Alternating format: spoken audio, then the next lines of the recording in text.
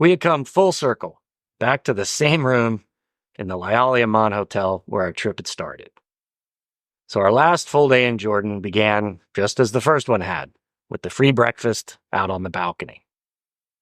If you've been following the series to this point, you'll remember one of our heroes from the Dead Sea and hospital videos, Muhammad III. He wasn't available to drive us on this day, so his brother filled in for him. I seem to have misplaced any evidence of his name, but he spoke virtually no English, and our Arabic isn't any better. So he used a translation app on his phone to communicate with us, often with comical results. As we were leaving Amman, he made an unannounced stop to pick up some kanafe for the three of us. And we'd been hoping to try this fried dessert/breakfast delicacy of cheese and semolina and pistachio all coated in syrup. It's beyond delicious. And it's also popular in Syria, Egypt, Palestine, and Lebanon. And there's variations in Iran, Turkey, and Greece. Seek it out if you're in the region. You won't regret it. The drive from East Amman to Jerash takes about an hour, depending on traffic, and we were dropped off in the parking lot of the Jerash archaeological site, where you first walk through an indoor market to reach the site itself. Jerash is the capital and the largest city of the Jerash Governorate. It's inhabited by around 51,000 people and contains one of the most well-preserved sites of Roman architecture in the world outside of Italy. The entrance fee to Jerash costs 12 dinar, which is about $17. However, since you're watching our series, you already know about the Jordan Pass, don't you? Here's a quick recap if you're watching these out of order. Prior to your trip, you buy and download your Jordan Pass at one of 3 tiers. We got the Wanderer tier for 70 dinar. It's just under $100. Not only does this cover your entry fees to like 40 sites in Jordan, they also waive the visa fee of 40 dinar, which is like $56.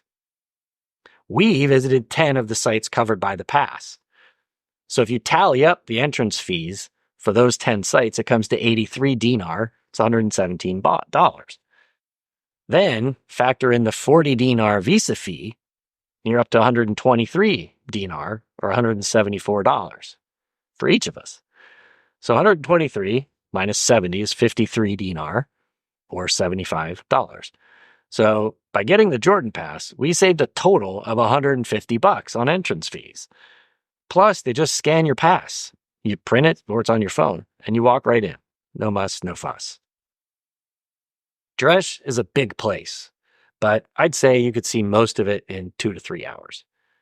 I was still nursing injuries from falling down some stairs at our hotel at the Dead Sea, so I wasn't moving very fast. Wendy suggested we bypass some of the sites close to the entrance while I was still fresh to be sure we could reach the far end of the site. That way, we could linger on them on the way back if we wanted to. This turned out to be a good strategy. The first major stop is Hadrian's Arch, which was erected in 129 CE to commemorate a visit by the Roman Emperor Hadrian, best known to most for his wall in the UK, marking the northern edge of the Roman Empire. The arch is now about 68 feet tall, which is a testament to the amazing work that archaeologists are capable of. You see, not so long ago, it was only 36 feet high, as you can see here. Not only have they excavated the stairs and lower parts of the arch, they've also painstakingly reassembled the entire upper section from pieces that were scattered on the ground. All over Jerash, you can see thousands of such pieces systematically laid out in anticipation of being put back together. Work at Jerash has been ongoing since the 1920s, with the arch itself reaching this stage just back in 2007. Once inside the arch, you find the Hippodrome, where chariot races and gladiator contests were held. This massive arena was 245 meters long and 52 meters wide, and could seat 15,000 spectators at a time. In case you're confused by the name, hippo is the Greek word for horse, and dromos just means course, so it's a horse course. Why this one has a Greek name rather than a Roman one, which they would call a circus, I don't know. While we were up on the Hippodrome, we found the ubiquitous Twirly Girl and her boyfriend with tech skills. We're considering making a bingo card for douchey influencer behavior witnessed while traveling. Let us know in the comments if you want one. Moving on, we passed the visitor center and through the south gate, which brings you into the Temple of Zeus complex. We bypassed this as part of the strategy. The colonnaded Oval Plaza was also built during the reign of Hadrian. It connects the Temple of Zeus to the Cardo Maximus, the main north-south avenue in any Roman city. This was definitely one of my favorite spots at Jerash. And it's not hard at all to imagine what this area looked and felt like back in the 2nd century. We made our way up and around the Oval Plaza and Macellum, not really sure how to say it, which was the main market area where people came for their groceries and stuff. East-west roads, which cross the Cardo Maximus, are called Decamanus. And this shot is looking east down the colonnaded South Decamanus toward its tetrapylon as we approach the Church of St. Theodore. Next came Wendy's most anticipated destination at Jerash, the Temple of Artemis. In Greek mythology, Artemis is daughter of Zeus, twin sister to Apollo, and the goddess of the hunt. She was also the chief guardian and protector of this city back when it was called Gerasa. We spent a fair amount of time here, while a local guy gave us his spiel and took pictures of us with my phone. I had the GoPro running for most of it, so let's watch some of that footage. Wow. This is, we call it musical stones. It's kind of limestones, but the local people here call it musical stones. In general, the columns here, they always move because they decorated to be moved at all the days. In case if you look at the stone, it's still move a little bit by the wind. But in earthquake time, they should move more little bit. After that, the stone's roof starts shaking together to have this noise. It's kind of telling the people, like alarm, go outside to protect yourself for the earthquake. Wow. That's amazing. Yeah, there was so good. To clarify what he's describing, the columns were designed to move, or at least sway a little bit due to the seismic activity in the region. Each section had a hole bored, lengthwise, through which a metal rod was inserted to keep the sections from shifting, like this, but allowing them to sway. Furthermore, he explains that the roof was made from what the locals call musical stone. He told us that at the start of an earthquake, as the columns began to sway, the roof tiles would strike each other, making that distinctive sound and alerting anyone inside to evacuate the temple. Is this a story concocted for tourists, based purely on the noise these stones make when banged together? I don't know, probably, but we couldn't care less. It was fun to listen to him regale us with these stories. We took a pass on the ancient coins he and his friend unearthed with metal detectors in the off-season, which they can sell with no tourist tax within the site, so they're cheaper than you can get anywhere else. Again, we just go along for the ride on this stuff, and then just politely say no thanks. We did buy some bracelets from him, though. I chose this one, because it matched the one he was wearing, and I wear it nearly every day. If you're going to let these fellas burn their time on you, the least you can do is compensate them in some small way. Buy a trinket or give them a tip.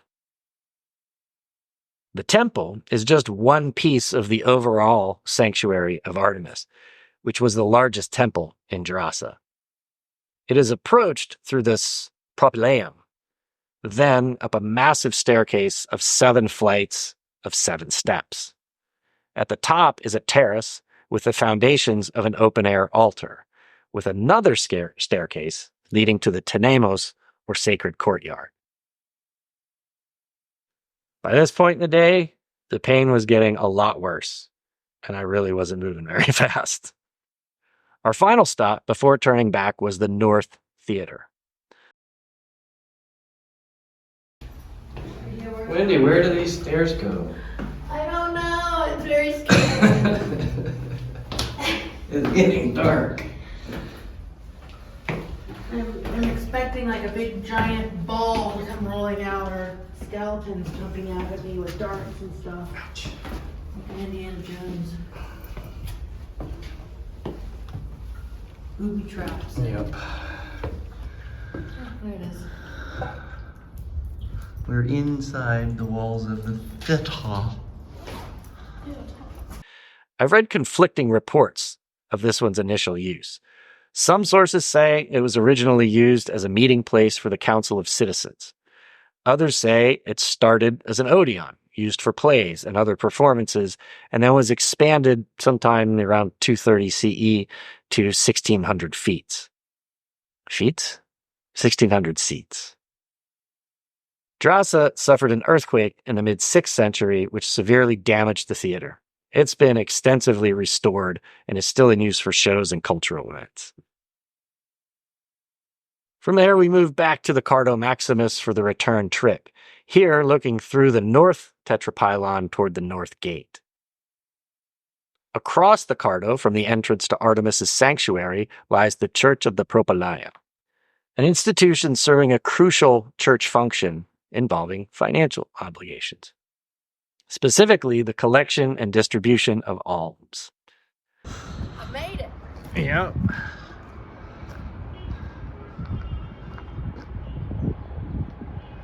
It's been there 2,000 years. I think I'm okay.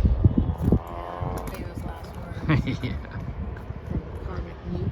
that's right. We made our way back down the Cardo, chatting and marveling at the modern city bustling just meters away while we immersed ourselves in the past.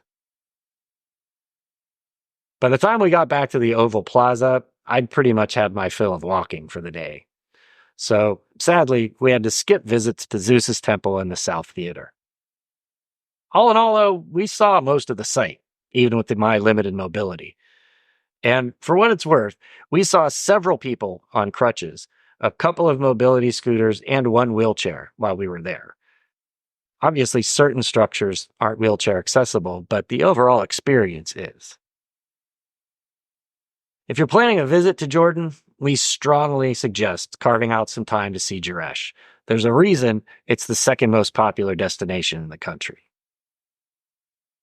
On the way back through the market to find our driver, we maintained our typical recitation of no thank you, no thank you, no thank you to all the vendors that approached us, until getting to a stall just inside the entrance I had noticed when we arrived, which is where I bought this hat. If you look closely in some of the clips from Jerash, you can see that Wendy's arms were beginning to break out in hives. On the ride back to Amman, it got progressively worse. She has incredibly sensitive skin, and we're still not sure what exactly caused this reaction. So we had the driver stop at a pharmacy, which our fourth on this trip, for some antihistamine cream, and she was right as rain. A nice thing about pharmacies in some other countries, you can get many prescription-strength products over the counter, like the ibuprofen I got in Wadi Musa and the cream we found on this day in Amman. And this particular pharmacy was the oldest one in Amman.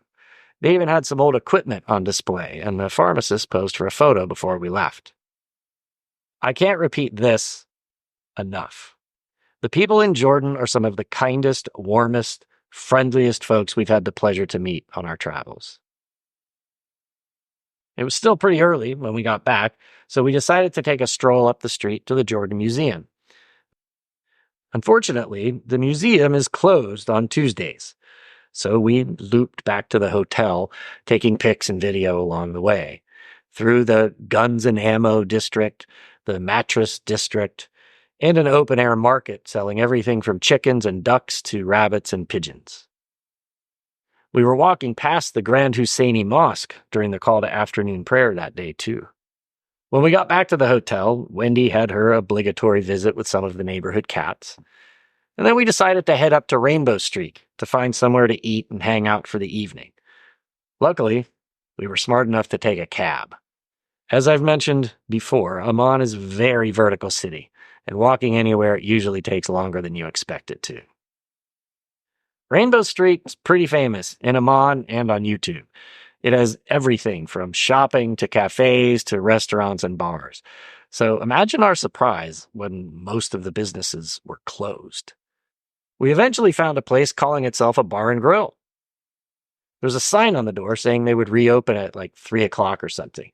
I don't remember the exact time, just that we were there after the time on the note, but they were still closed. Then a guy hanging out at a tea stand across the street told us to come back later and he would be open. He didn't specify what time later was, so we just continued to walk around the neighborhood. When they finally did open, we parked ourselves at a table on the second floor deck and spent the rest of the evening on those stools, ordering one appetizer after another, along with drinks. We passed the time reliving highlights and lowlights of the trip, along with one of our favorite pastimes, creating lives for and conversations of the people around us. When we'd had enough, we caught another cab back to the hotel for our final night's sleep in Jordan. There are some stories to tell from the airport and on flights both to and from Jordan, but those are tales for another day. I hope you've enjoyed the Jordan series. If you haven't seen the rest of the videos, they'll all be collected in their own playlist for easy locatability. I don't think that's a word, but you know what I mean. Thanks very much for watching, and we'll see you in the next one. We're heading to the Caribbean after this, starting in Antigua.